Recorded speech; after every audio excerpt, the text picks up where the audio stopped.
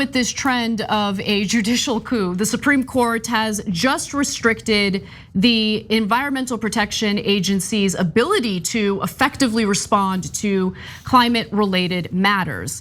Now, what was the issue at hand? Well, in a 6-3 decision, of course, divided among ideological lines, the majority, the conservative majority, ruled that Congress did not authorize the EPA to induce a shift to cleaner energy sources using the approach that an Obama-era regulation sought to. At issue in the case was language in the Clean Air Act that enables EPA to regulate power plants using a best system of emissions reduction and what specifically that system can entail.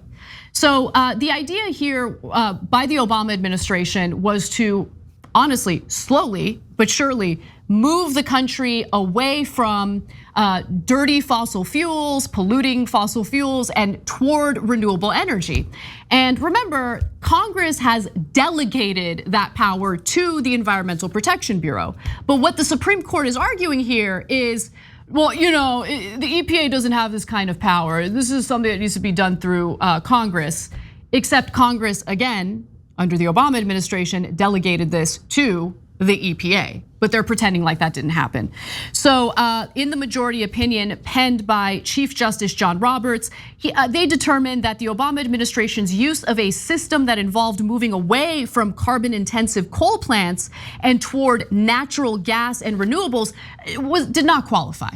Okay, so Roberts wrote that the plan, which involved regulating the power system as a whole instead of regulating individual plants, was an unprecedented view of the EPA's authority that involved a fundamental revision of the statute, changing it from one sort of scheme of regulation into an entirely different kind. He also wrote that Congress did not grant EPA, this is not true by the way, the authority to devise emissions caps based on the generation shifting approach the agency took in the Clean Power Plan. Again, that's according to the majority opinion, referring to the Obama-era power plant regulation. Okay, so now let me give you context. In order to get down to about 1.5 degrees Celsius gain, which is the Paris Climate Accords, that is what we can max out at before the planet starts to burn down. Well, it's in the middle of burning down as it is anyway. This is what all the scientists in the world say. So right now, if we don't do anything else, which is where we are, what are we gonna get to instead? We're gonna go blow past that 1.5 degrees Celsius, extra since the Industrial Revolution in the Earth's average temperature. We're gonna go past 2 degrees where they say, no, warning, warning, warning. Do not go past 2 degrees Celsius extra on average for the whole world. We're now slated to go to 3.2 degrees Celsius more. That is an epic disaster. So in order to prevent that, Biden had said that he was going to have his climate goals was a 50% cut in economy-wide greenhouse gas emissions by 2030. Okay, and a lot of suckers in Washington believed him. To this day, you'll still get like even some progressive leaders going, "Oh no, Biden's going to do it."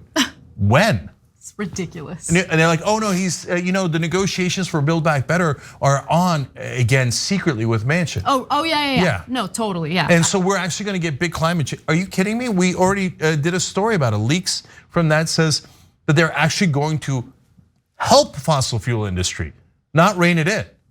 Why? Because Manchin literally is a owner of a fossil fuel company. He's made $5 million in the last 10 years. God knows how much more than that. He makes $500,000 a year. His son runs that company, and all of his donors are fossil fuel companies. Manchin's not going to give you a bill that reduces carbon emissions. It's going to do the opposite. So okay, so now why? Why do all these politicians say one thing and do something completely different? Well, that's easily explained. Let's go to graphic 6. This is from The Hill. To discourage Congress from supporting President Biden's climate action agenda, the 6 biggest oil and gas companies spent nearly $120 million on 746 lobbyists last year, according to the Taxpayers for Common Sense. As of April, they spent almost $50 million on campaign contributions to candidates in this year's elections. That's just through the first 4 months that they spent $50 million on the directly bribing the campaigns, and then the $120 million on lobbying. Well, why do you think politicians do things that are intensely unpopular? Actually doing something about climate change is actually very popular in the polling. About 2/3 of the country want it. Yes, you have a very loud, vocal 1/3 of the country that's Republican that's like, no, me want to be caveman. We go back into caves. But 2/3 of the country wants it, so why don't they do it? Because they got bribed. It's not at all complicated. So what do they get in return, and what do we have to deal with because of the costs?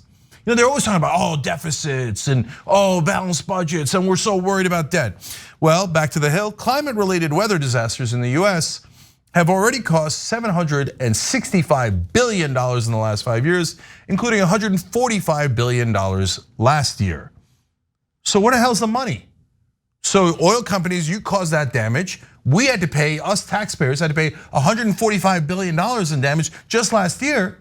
Oh right, they already spent $170 million bribing the politicians so they could avoid $145 billion in costs and dump it on us after causing the disaster in the first place. Bingo, yep. It's just bribery. Every reporter that covers it up is a goddamn liar. Thanks for watching The Young Turks, really appreciate it. Another way to show support is through YouTube memberships. You'll get to interact with us more. There's live chat emojis, badges. You've got emojis of me, Anna, John, JR. So those are super fun. But you also get playback of our exclusive member-only shows and specials right after they air. So all of that, all you gotta do is click that join button right underneath the video. Thank you.